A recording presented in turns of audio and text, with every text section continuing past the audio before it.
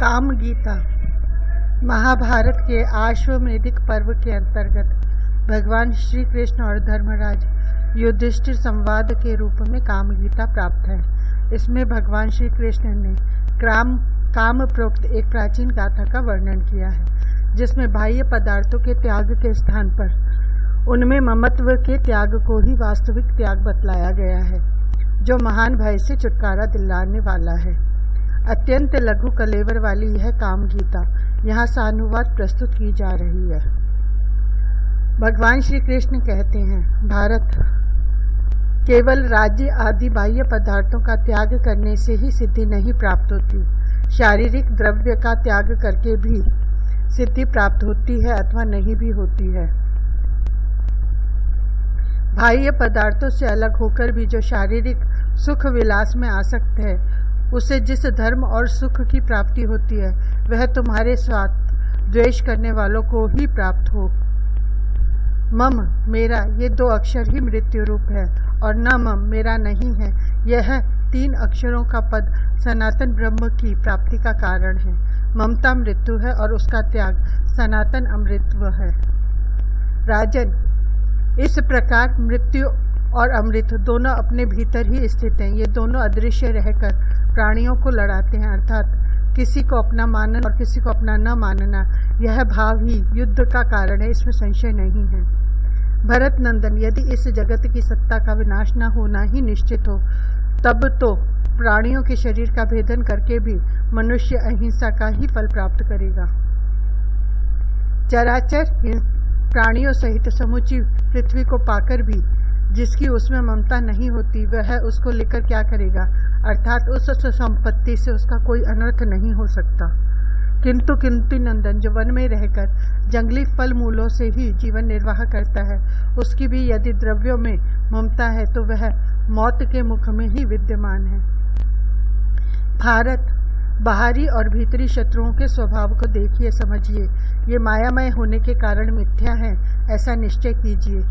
जो माई पदार्थों को ममत्व की दृष्टि से नहीं देखता, वह महान भय से छुटकारा पा जाता है। जिसका मन कामनाओं में आसक्त है, उसकी संसार के लोग प्रशंसा नहीं करते हैं। कोई भी प्रवृत्ति बिना कामना के नहीं होती, और समस्त कामनाएं मन से ही प्रकट होती हैं। विद्वान पुरुष कामनाओं को दुख का कारण मानकर उनका परित्याग कर देते हैं।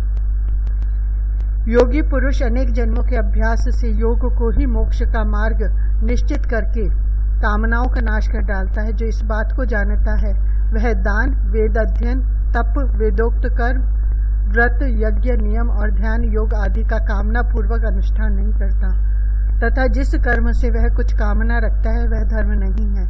वास्तव में कामनाओं का निग्रह ही धर्म है और वही मोक्ष का मूल है।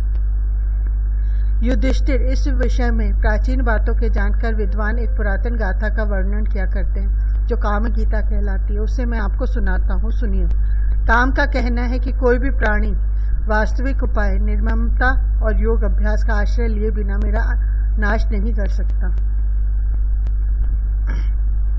जो मनुष्य अपने में अस्त्र बल की अधिकता का अनुभव करके मुझे नष्ट करने का प्रयत्न करता है, उसके उस अस्त्र बल में मैं अभिमान रूप से पुनः प्रकट हो जाता हूँ। जो नाना प्रकार की दक्षिणा वाले यज्ञों द्वारा मुझे मारने का यत्न करता है, उसके चित्त में मैं उसी प्रकार उत्पन्न होता हूँ जैसे उत्तम जंगम योनियों में धर्मात्मा। जो वेद और वेदांत के स्वाध्याय रूप साधनों के द्वारा मुझे मिटा देने का सदा प्रयास करता है, उसके मन में मैं स्थावर प्राणियों में जीवात्मा की भांति प्रकट होता हूँ। जो सत्य पराक्रमी पुरुष धैर्य के बल से मुझे नष्ट करने की चेष्टा करता है, उसके मानसिक भावों के साथ मैं इतना घुल मिल जाता हूँ कि वह मुझे पहचान नहीं पाता।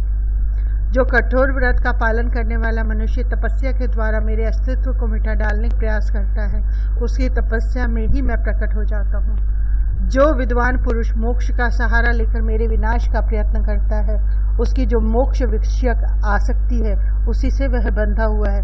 यह विचार कर मुझे उस पर हंसी आती और मैं खुशी के मारे नाचने लगता हूँ। एकमात्र मैं ही समस्त प्राणियों के लिए अवध्य एवं सदा रहने वाला हूँ। अतः महाराज, आप भी नाना प्रकार की दक्षिणा वाले यज्ञों द्वारा अपनी उस कामना को धर्म में लगा दीजिए, वहां आपकी वह कामना सफल होगी। विधि पूर्वक दक्षिणा देकर आप अश्वमेध का तथा पर्याप्त दक्षिणा वाले अन्यान्य समृद्धिशाली यज्ञों का अनुष्ठान कीजिए। अपने मारे गए भाई बंधुओं को बारंबार याद करके आपके मन में व्यथा नहीं होना चाहिए। इस सम्रांगण में जिनका वध हुआ है उन्हें आप फिर नहीं देख सकते, इसलिए आप पर्याप्त दक्षिणा वाले समृद्धिशाली महायज्ञों का अनुष्ठान करके इस लोक में उत्तम कीर्ति और परलोक में श्रेष्ठ गति प्राप्त करेंगे। इति श्री महाभारते आश्वमेधिके पर्वणि कृष्ण धर्मराज संवादे काम गीता संपूर्ण।